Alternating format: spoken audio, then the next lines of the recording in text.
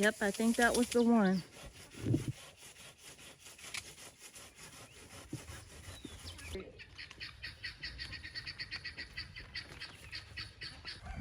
Gotta cut this tree back some. It's getting pretty big, but it definitely provides a whole lot of shade in the hottest parts of the summer, and we really need that. And it provides shade over this barn right here too. I see the vine that is tied on, honey.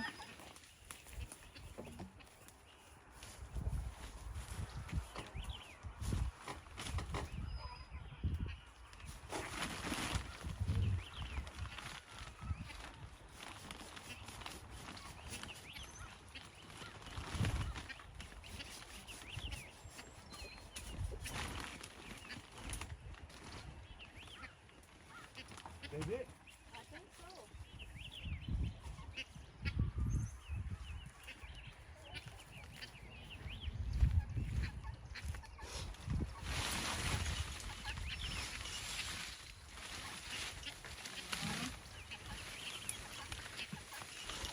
There's another one right here. Yep, that's it.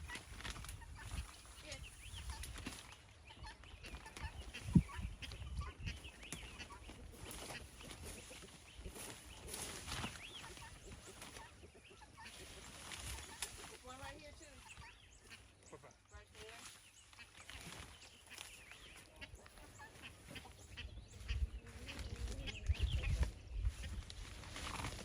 Yep.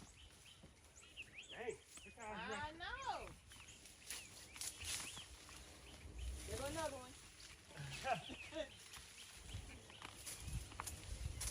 And one more. Woo! It didn't want to let go. Here's another one. Okay, Mrs. H. Let's try it and see.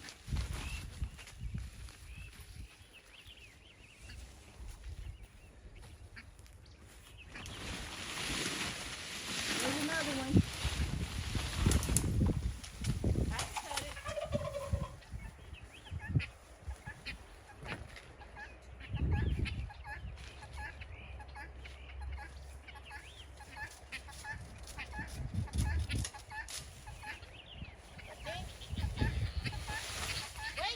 Is it? Nope.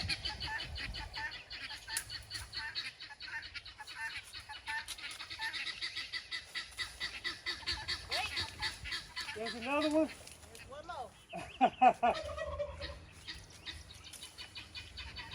Wait. There's another one. Oh, yep. Oh, you okay? Yeah. You got it? That's it. Yep. Woo, that was a big one. Oh, hold up.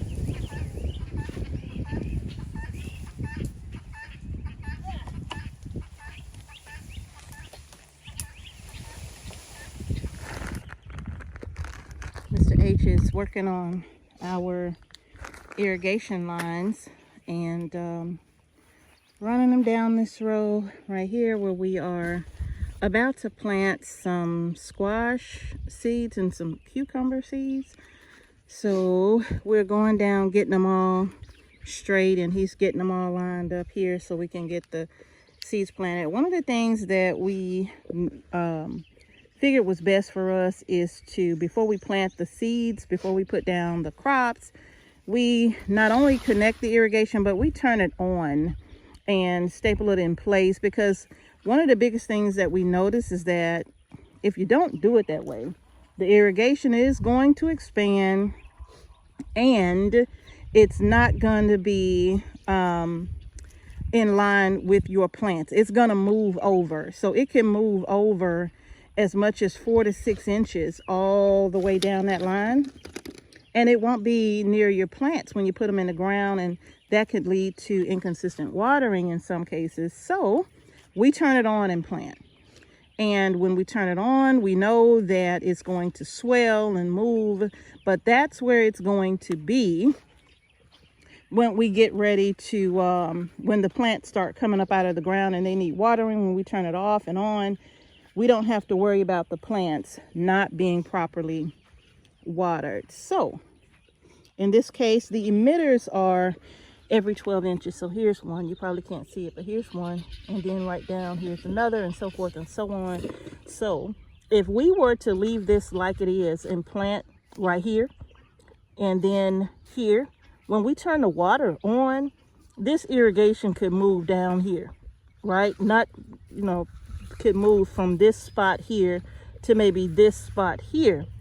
And then this plant here will have, it'll get some water, some runoff from this side and maybe this side, but it's not going to be right where we want it, which is right at the plant where the root systems are developing. So we turn it on and we plant, and that just makes it so much easier for us, and we'll get it straightened up. And we use these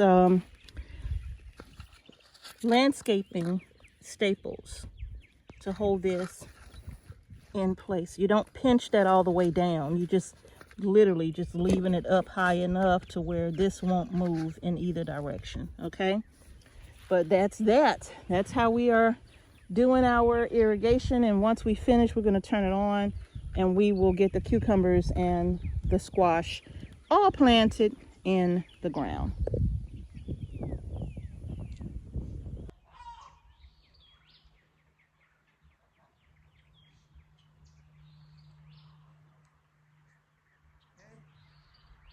And turn it on. Huh? And turn the water on. We're not finished. Go to the rest. The watermelon. You gotta come over here and show me. Okay.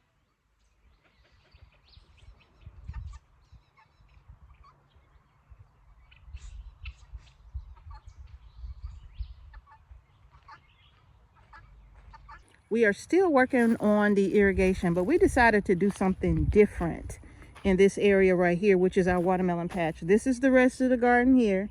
Pay no mind to the mess. We got to clean up, okay? But this is the rest of the garden right here. Now, yeah, all of this is the rest. But right here in this area right here is the watermelon patch. If you remember last year, we grew so many watermelon over here. And this area is strictly strawberry watermelon. All right, so all of this is going to be watermelon, with the exception of the moringa trees that we have planted on the first row here. Now, they didn't get no water. They haven't had no water, so they looking kind of rough, but they're going to bounce back. But I'm going to tell you what we're going to do. We are taking up this drip tape here. We got regular drip tape. And we're going to take it up. This is some good drip tape. We're not getting rid of this, okay? I'm going to tell you where we got our drip tape from. Hopefully, I don't want to forget. But we're replacing the drip with mainline tubing, okay? Mr. H is a genius, all right? We're connecting the main line down here. We got to clean all of this up. But he's connected the main line here. This is one piece of mainline tubing that's going all the way down, and then is looping all the way around, but he connected it right here again.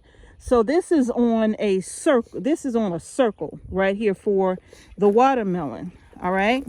So what we're doing, just to do this as best we can, we are punching holes here, and Mr. H is plugging in the connector for the drip tape, right?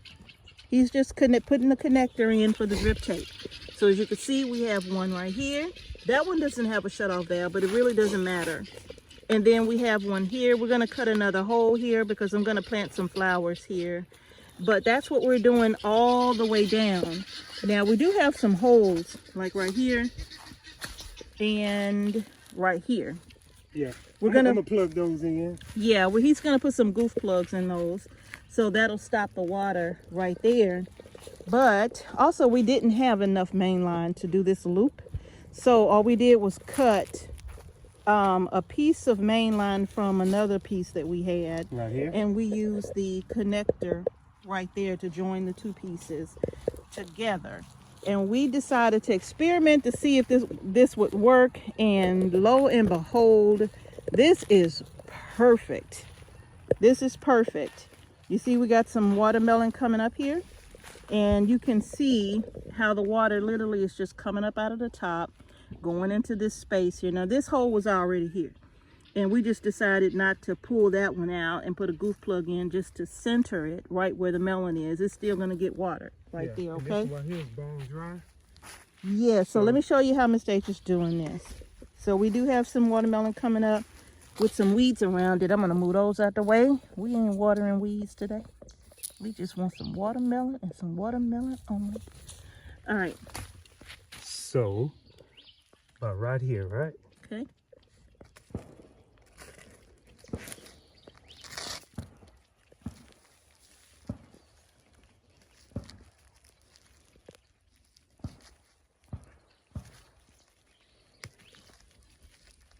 All right, and there's the water.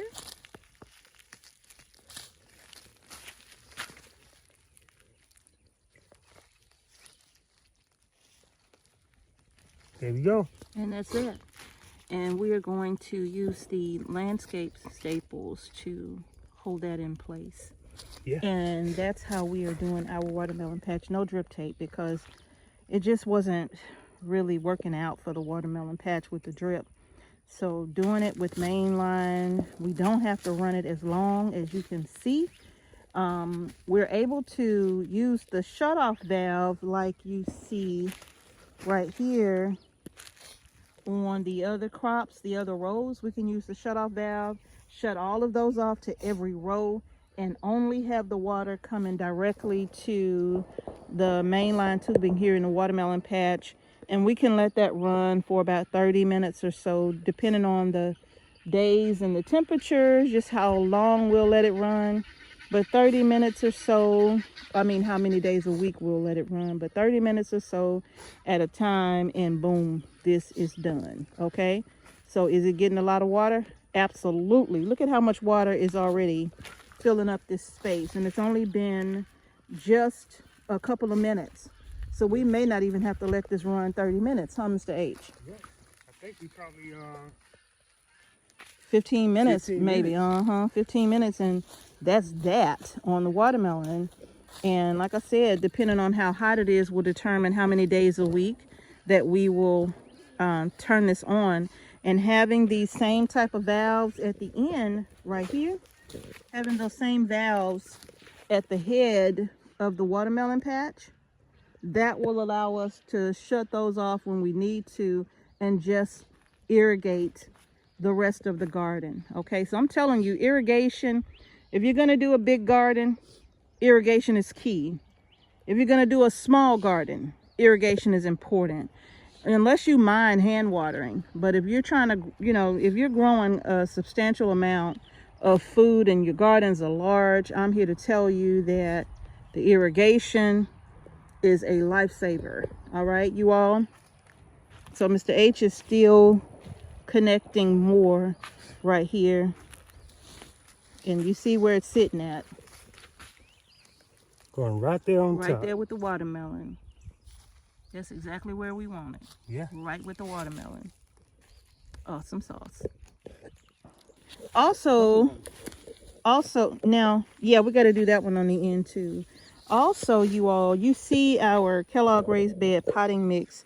This has a ton of organic material in it. And because our soil is so sandy, we will literally take a few handfuls of this and mix it into our soil here. So we've only been building this area for what? This is our second year or third year? I think it's Year second, three? Second. Okay. Second year. So we haven't been building this out very long. So the soil is still sandy. So we're going to have to continuously work in organic matter. And if you notice, we're not doing the whole area. We're only adding in the organic matter where we are actually planting at. So it's like a plug and play in this area. Okay. So this is great for that. All right. And we really have to scratch out those weeds too, so that we can not have this overrun by weeds before the watermelon actually has a chance to take off and shade them out. We're gonna pull those weeds out, babe. Yeah, we're gonna take all those weeds out of there, because they will take over this plant. We don't want to smother it out. Yeah.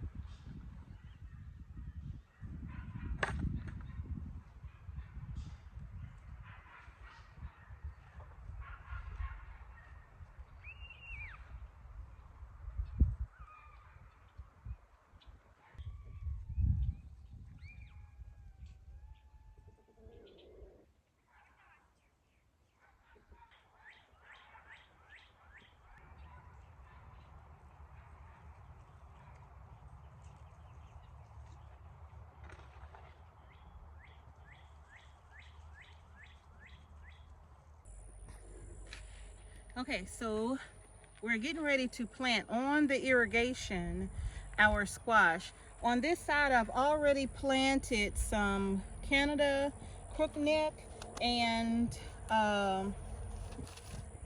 what else was it?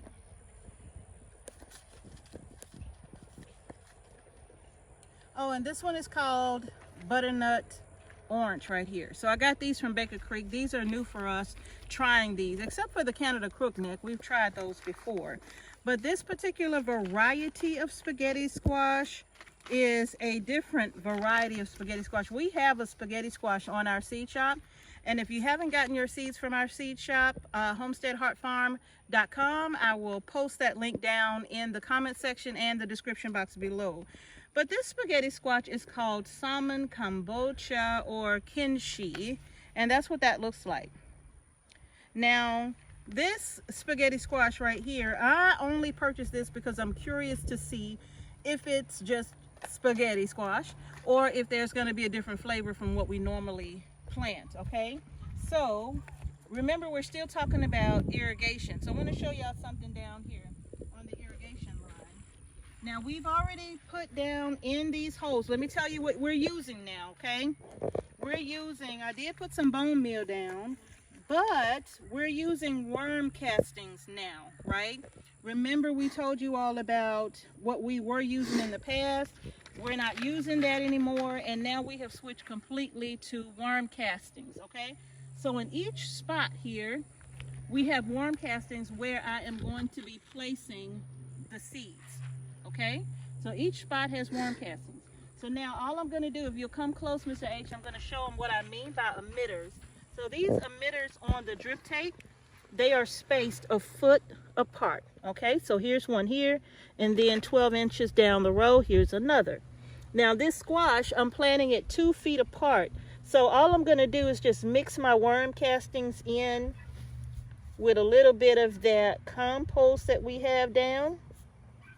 And right here at the emitter, I'm going to pop in 2 seeds, okay? So that's one emitter.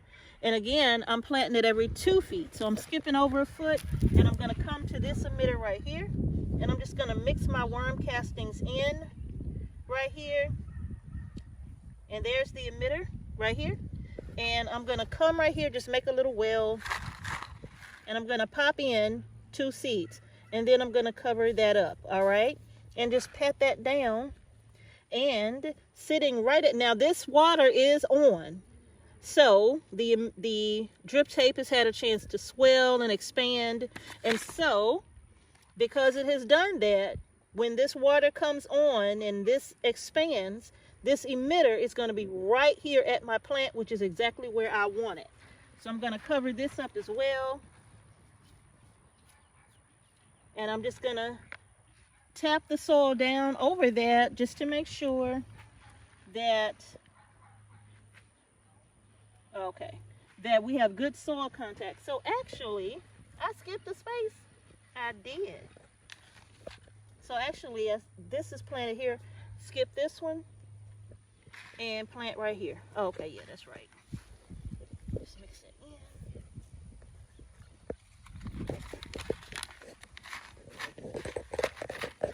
So this is going to give me roughly 7 plants on this trellis of spaghetti squash.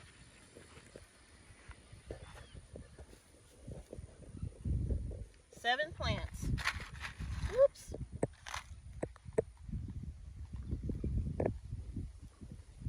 And I'm going to bury that, cover it with that organic matter, and come to my next one here and just keep going down the line until I get these planted. So as you can see, I'm right under the emitter, so I shouldn't have to worry about whether or not they are being consistently watered, okay? Which has been the concern for us when it comes to watering our crops. Drop that other seed in. So this entire row has been planted. Now this cattle panel trellis is 16 feet in length. And so I have one cattle panel trellis here, one on this side, and of course I have some onions right here on the outsides.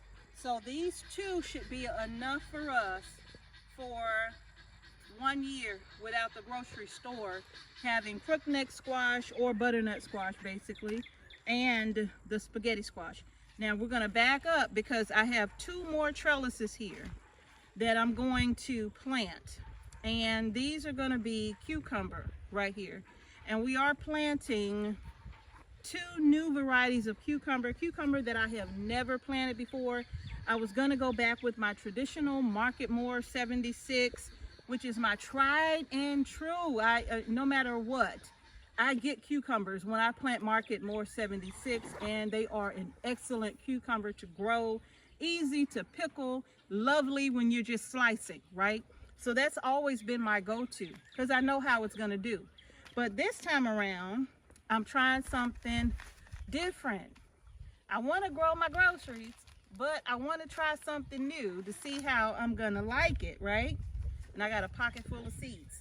So, my goodness, I've never grown these before, but I'm super excited to grow them. And reason being, these cucumbers, they are a Japanese variety of cucumber, if I'm not mistaken, but you don't have to worry about them getting bitter. And they are resistant to certain diseases. They're resistant to powdery mildew. They're resistant to certain things that really caught my attention. This one is called Takawa cucumber, or Tokyo green, basically.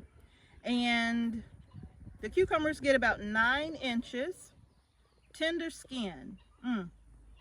And they are somewhat small fruit, but they make exceptional pickles.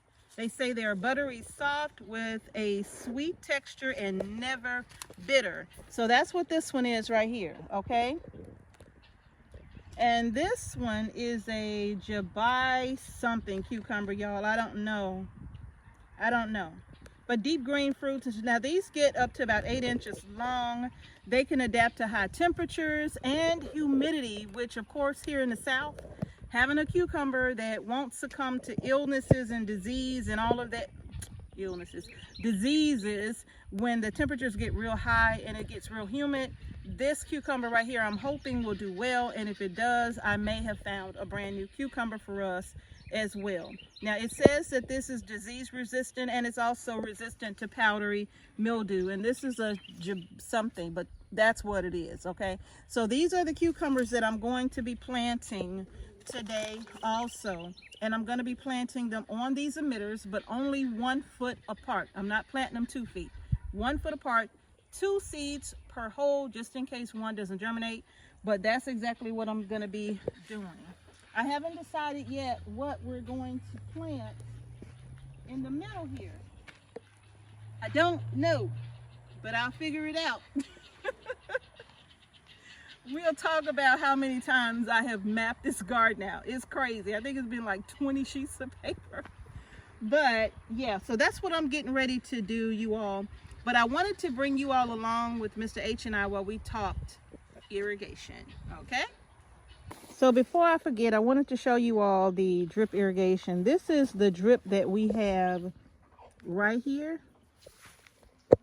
P1 light drip line Irritech right here, and it is made right here. And I got this from Never Sink Farm, and we got the large roll, okay? But one thing I could tell you about this is a very strong, very sturdy drip tape here. I love this. No leaks, no nothing. It's working out perfect. So this came from Never Sink Farm, and this is what we're using here in the garden. And as you can see, it even just looks really good down in the garden. And yes, some of our rows have double drip tape, and it has that for a reason.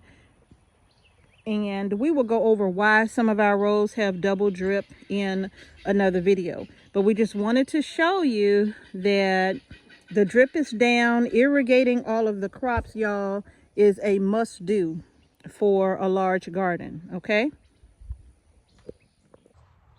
All right, y'all, that's it. Irrigation for the garden is done. It's complete. It's complete. It was rough. It was. You know, the heat got to us a little Yes, bit. it did. Yes, it did.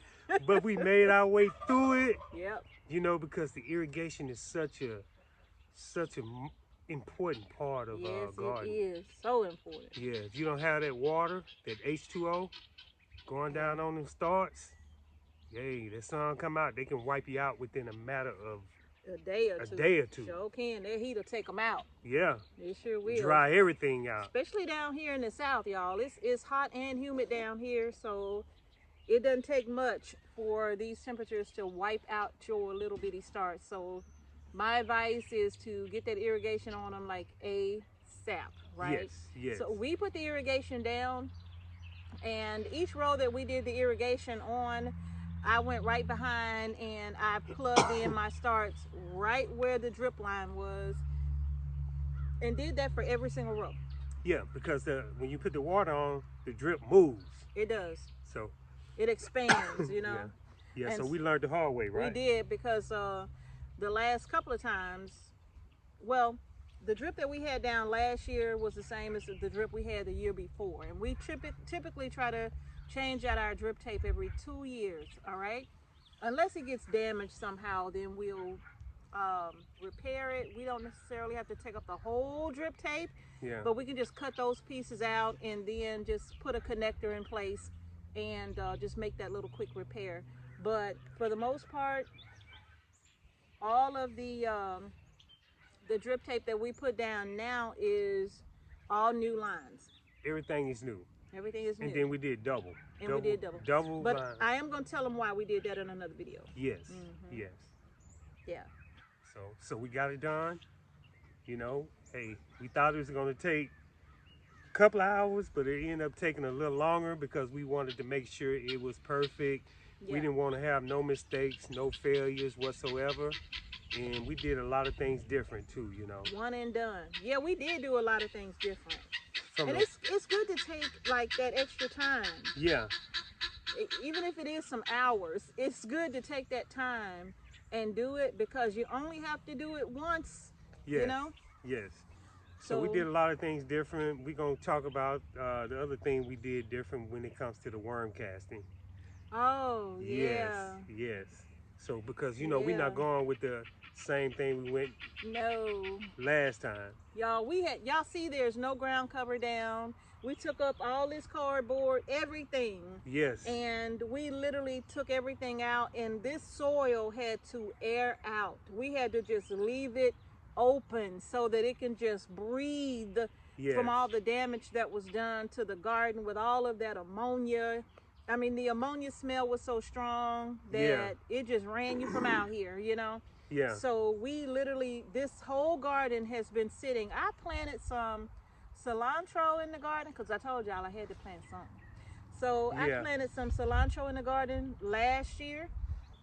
and that's still down, you know. It's still doing good. It's still doing good. Yeah. But everything else, y'all, this is all redone. The whole garden is completely redone. Yes. Yeah, so we are very, very happy about that. And like Mr. H said, the worm castings, that's what we're using now. And we're going to talk more to you all about those worm castings. Yes, we are. Yes, we are. We're going to talk to y'all about those castings. So get ready for that. Get ready. Oh, yeah. Get ready. Because, you know, hey, we busting out with a whole new style here at Homestead Heart. Yeah. We doing everything new. Different. So, yeah. Yeah.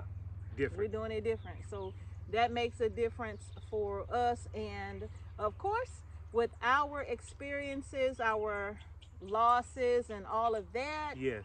You know, once we started doing things different, of course, we want to share what we're doing different with you all, because if it's going to work for us and it's good for us, we know it's going to be good for you too. Yes. And so we're going to share the love. That's what we're going to do. We're going to share the love, y'all. Yeah. You know, we put in hard work out here, but it's going to pay off. It's going to pay off. If we treat our crops right, our crops will treat us right. That's true. Fresh, beautiful fruits. That soil, right? Yeah, yeah. Yeah, getting that soil healthy again, right? Yeah. Mr. H cut this tree back. This thing was so big and overgrown. And we normally would cut it back in the fall. Yeah. But we didn't. And so now it's just like everywhere. Yeah, we left a little bit for shade, but we did. But we had to do that before we did the irrigation, the last part of the irrigation. Yeah. You know.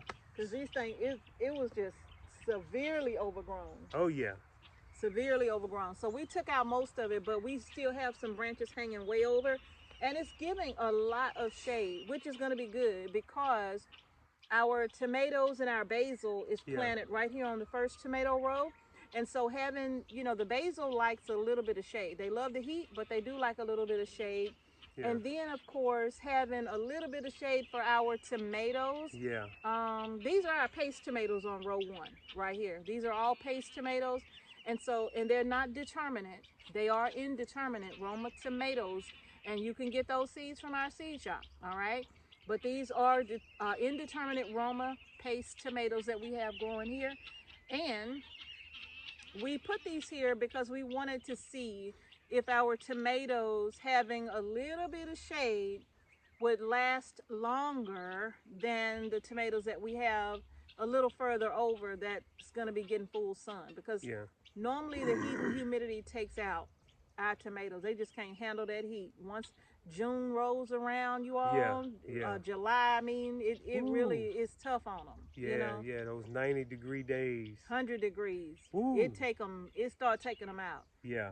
So having these on this first row here, with this shade from these 2 big bushes, then it's awesome. And I forgot what kind of tree this was, but this tree smells amazing.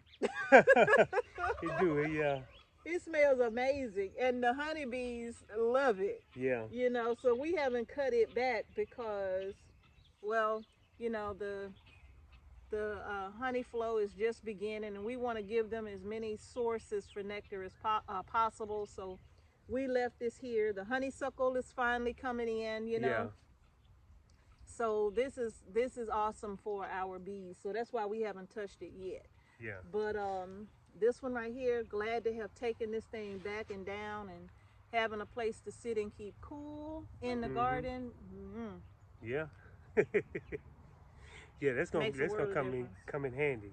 It is. Cool places. It is. Ooh, it is. Yes.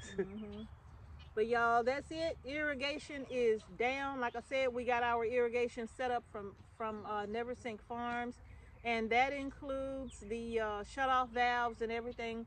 If you want to see more detailed how we put this together, it is literally a very simple setup. Yeah. Okay, if you like for Mr. H to do a complete walkthrough of how to set up your own irrigation instead of just kind of the brief overview that we did, post that in the comment section below, and we'll be happy to tell you how to set up a basic irrigation setup.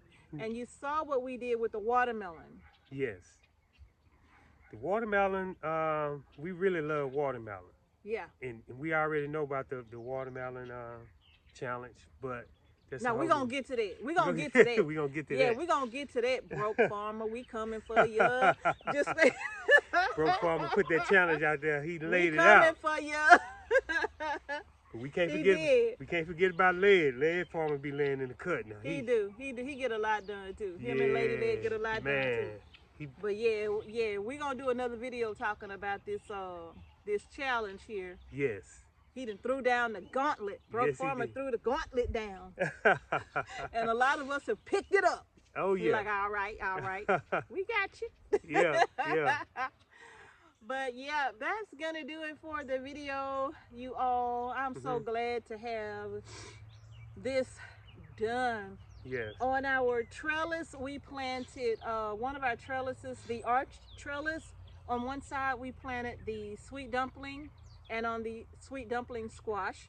And on the other side, we planted the buttercup Burgess squash, right? And I don't care if they cross pollinate. I mean, if we get a sweet buttercup dumpling, and it end up, you know, it could be good. it could be delicious, right? So could we be get good. a sweet buttercup dumpling, we okay with that. Yeah. But we have it on one variety on one side of the trellis, and then across the aisle the other variety. And they're both small squashes, and they're gonna grow over, God willing, that's the plan, go over the trellis and make it easy for us to harvest those. And those seeds are also on our seed shop as well. Okay, so I think that's gonna do it, you all. We are just about done planting out this garden. I still have some flowers to put down. That's it. Some flowers, some sunflowers and all of that to put down too. And then once we get done with this, we are gonna move on to the garden just on the other side of this one. And that's gonna be where we plant a lot more of like pumpkin and stuff like that. But that's our corn patch. And it's loaded with grass right now. I got my work cut out for me. Yeah. We didn't get a chance to till it up a couple of weeks ago because we were trying to till every 2 weeks before it was time to get the corn planted. And it just didn't work out that way. And if you have a homestead, you know things don't always go as planned. You know, you just do what you can do when you can do it. Yes, indeed, y'all. So we'll get the corn patch taken care of, and I'll get the corn seed started here real soon. And hopefully by then we should have it ready. By the time the corn is up. Because we try not to let that corn, once we start the seeds, we do start it in cell trays. If you haven't seen our videos, you can go back and look at our 2023, 2022 garden season videos, 2024 I think. And we show you how we start our corn from seed, and how we started in trays and why we do it that way. So, but yeah, hopefully the corn patch will be ready. It'll be ready. I'm gonna put in some hours and just get it on out the way. Get that grass out of there. It's a lot of grass. It's a lot of grass, but I'm gonna get it out of there. And I don't know how many trays of corn. I'll be starting a whole lot more this year than previous years. Our corn crop failed it last year for the same reason a lot of our other plants failed last year. So we're gonna be starting that over again too. So we gonna push forward and get this corn patch on the way. We got the irrigation from Never Sink, so we got a strategy. It's really easy to set up irrigation. But we, you know, that's the main thing, you know, getting that irrigation down first. You know. We love Never Sink Farms, by the way. We do. So but that's it. That's it, you all. I'll be starting. I think maybe I'll do the video showing you all again my process for starting the corn. Okay. And we got to share with you all the potatoes, how they're doing. Actually, it's past time for us to heal those first 3 rows of potatoes have just exploded in growth. They did. So we have to get over there and get those healed up, so you could see that process as well. Get them fertilized and healed up, and wow. And water them. We don't have irrigation on the potatoes really. We just water those when we feel like they need to be water it if it don't rain. But to be honest with you, we don't water those potatoes a whole lot because we don't want them to rot. We don't want them just sitting down in a puddle of water or anything like that, even though our soil is sandy. Yeah. So no, we don't water them a lot.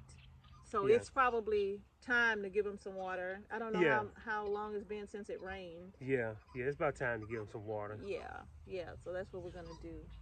But anyway, you all, we'll be doing a garden tour Yes, once we we will. get everything cleaned up.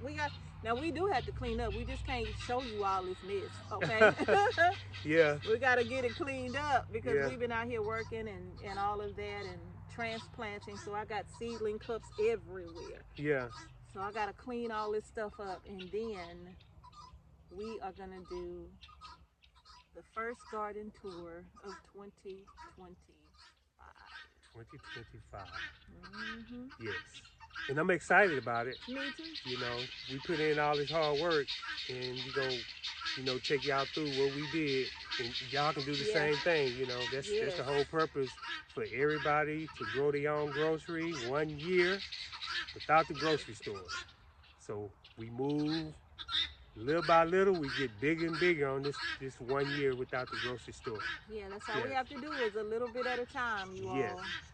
A little bit at a time. And doing a little bit at a time in 2025, 2026, hopefully, the plan is to not set foot in a grocery store. Yeah, and it could be perfect timing with 1 year without the grocery store, Could be perfect timing. Everybody probably, get on board with this and move forward. And hey, that's the plan right there. 1 year without the grocery store, so it won't hurt our pockets. It won't hurt our pockets. Yep. So, yep, y'all, that's going to do it for this video. Yes.